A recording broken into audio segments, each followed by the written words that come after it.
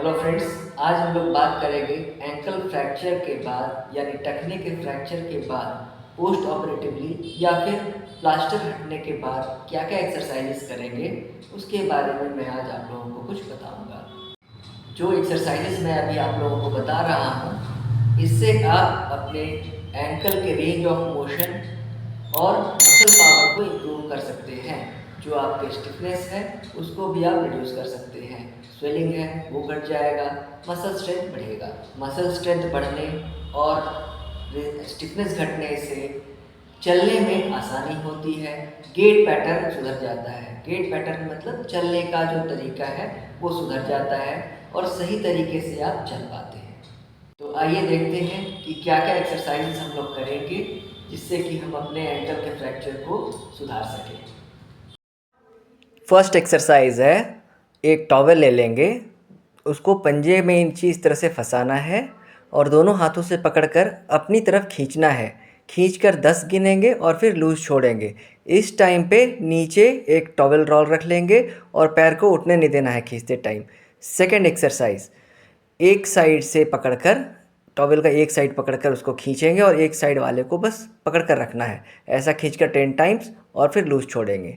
ऐसा 10 times repeat करेंगे। Third exercise, वही जो चीज़ आप उस साइड कर रहे थे इसको अपोजिट साइड में खींचकर ऐसा 10 काउंट्स करना है और फिर लूज छोड़ना है। ऐसा 10 टाइम्स आप रिपीट करेंगे।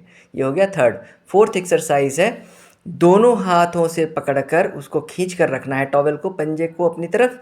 फिर धीरे धीरे पंजे से टॉवल को नीचे की तरफ दबाना है, दबाकर 10 गिनना है और फिर वापस उसको टॉवल को अपने हाथों से वापस अपनी तरफ खींच लेना है।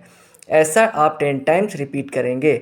ऐसा रखना है कि रेजिस्टेंस बना रहे, मतलब पैर में आप रेजिस्टेंस भी बनाएंगे टॉवल से और फिर उसको नीचे दबाएंगे और ऊपर की तरफ आराम से हाथ से खींच लेंगे। ये हो गया आपका फोर्थ एक्सरसाइज। ठीक, अब फिफ्थ एक्सरसाइज है, इस टॉवल को हटा देंगे और अपने पंजे को जो है वो दीवार पर, जैसे अभी बेड पे रखा हुआ है वैसे ही दीवार के ऊपर ऐसे रखेंगे। फ्लैट पूरा सटाकर पूरे तलवे को पूरा दीवार पे सटाकर रखना है। पंजे से उसको आगे की तरफ दबाना है। आगे की तरफ दबाकर 10 गिनेंगे और फिर लूज छोड़ेंगे। मतलब इसमें एंकल जो है वो मूव नहीं होगा, सिर्फ पैर को दबाना है, पंजे को दबाना है आगे की तरफ, 10 गिनना है और फिर लूज छोड़ना है। इस तरह से आपका एंकल मूव नहीं होगा। ठीक है, ये हो गया आपका फिफ्थ एक्सरसाइज। सिक्स्थ है, अपने दूसरे पैर को, दूसरे पंजे को ऐसे ऊपर आप रख लेंगे पंजे के ऊपर और इससे ऊपर की तरफ खींचेंगे। अफेक्टेड जो एंकल है उसको ऊपर की तरफ खींचेंगे और दूसरे पैर से उसको रोक कर रखेंगे, ऊपर आने नहीं देंगे। ऐसा 10 काउंट्स करेंगे और फिर रिलैक्स छोड़ेंगे। ऐसा इसको आपको 10 टाइम्स रिपीट करना है।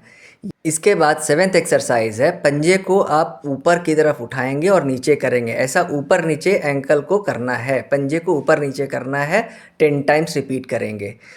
इसके बाद एट्थ एक्सरसाइज है, उसको रोटेट करेंगे, एंकल को रोटेट करेंगे क्लॉकवाइज 10 टाइम्स और एंटी क्लॉक 10 टाइम्स। ये जो 8 एक्सरसाइजेज मैंने अभी आपको बताया है इसको आपको दिन में हर 2-2 घंटे पे रिपीट करना है।